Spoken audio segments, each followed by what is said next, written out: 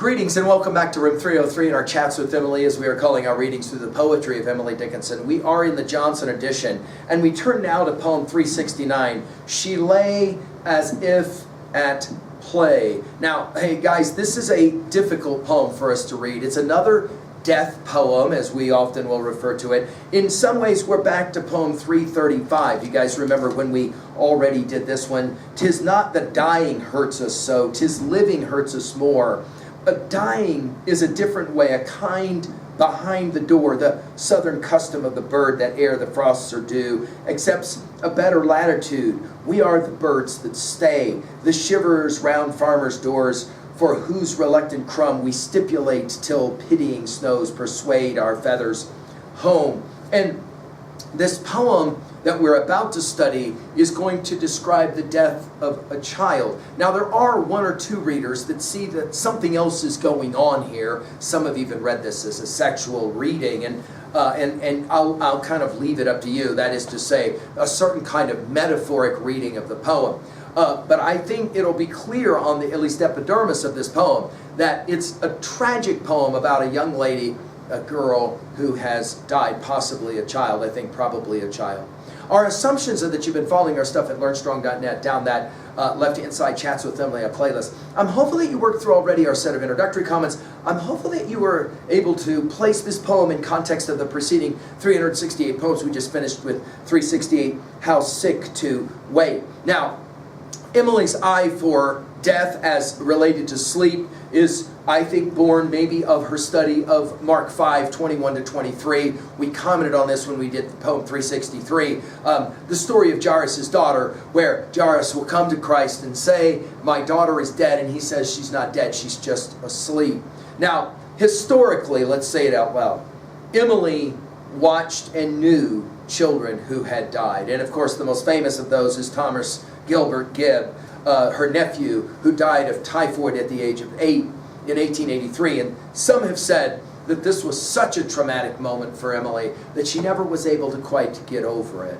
Let's read the poem, and then we'll spend some time referencing other poems, because there's so many connections that this poem will resurrect.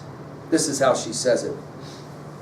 She lay as if at play, her life had leaped away, intending to return, but not so soon. Her merry arms half dropped, as if for lull of sport an instant had forgot the trick to start.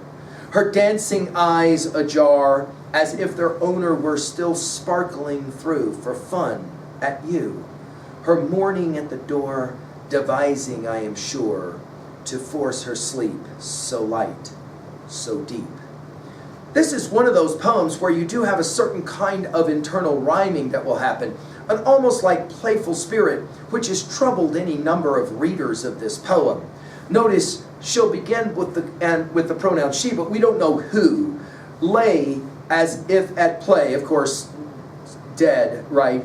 Play is used, as we've commented already, in 70 poems. Emily loves this word. You'll remember it from poem 244. When we get to poem 467, here in a few more poems, she'll read it this way: "We do not play on graves because there isn't room. Besides, it isn't even, it slants, and people come and put a flower on it, hang their faces so. We're fearing that their hearts will drop and crush our pretty play. And so we move as far as enemies away, just looking round to see how far it is occasionally."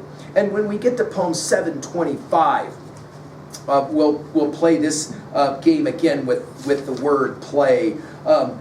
"Where thou art, that is home, Kashmir or Calvary the same. Degree or shame, I scarce esteem location's name, so I may come. What thou dost is delight, bondage as play, be sweet, imprisonment, content, and sentence sacrament. Just we two meet. Where thou art not is woe, though bands of spices row. What thou dost not, despair, though Gabriel praise me, sir."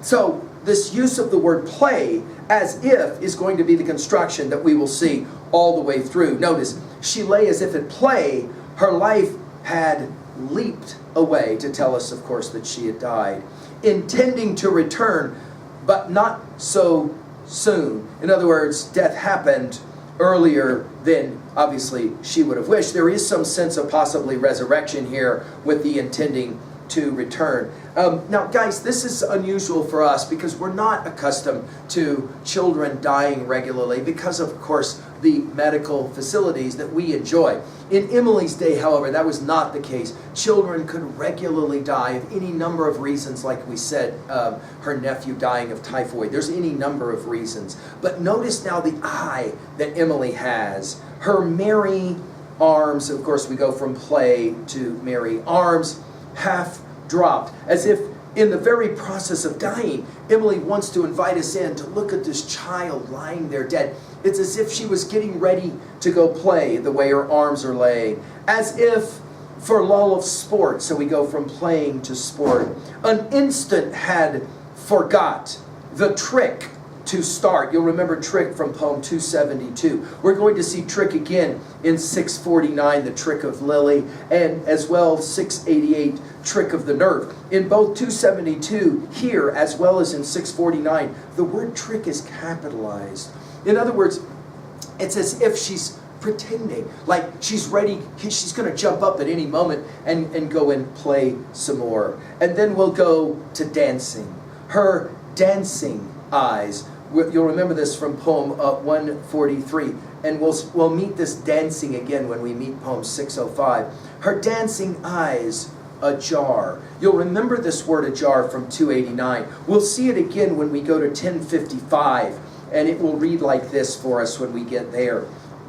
At poem 1055, the soul should always stand ajar, that if the heaven inquire, he will not be obliged to wait, or shy of troubling her, depart before the host had slid the bolt into the door, to search for the accomplished guest, her visitor no more. The eyes, the dancing eyes are now partly open, partly shut, and then one more time as if their owner, notice capitalized, were still sparkling through for fun at you. Again, we go from play to sport to fun, and then you're invited in. It's as if you're being brought in to see what it is that's happening right in front of us. And then Emily finishes with her morning at the door, sunrise, devising, I am sure, the only time she ever uses this phrase, I am sure, to force her sleep, in other words, to wake her up, so light, so deep.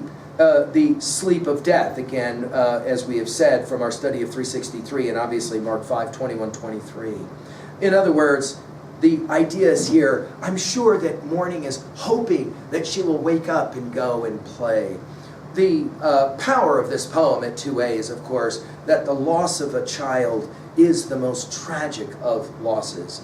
At 2b, I love the construction as if, and of course the rhyming scheme here of AABB is unusual for Emily and is fascinating as well.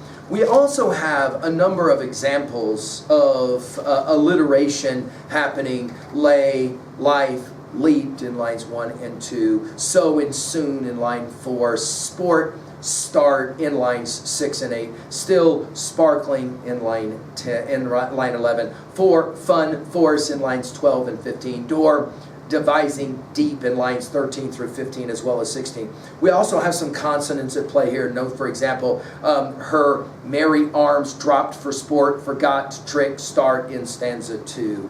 Emily's playing, and yet, can we say this? Not playing. Yes, not playing.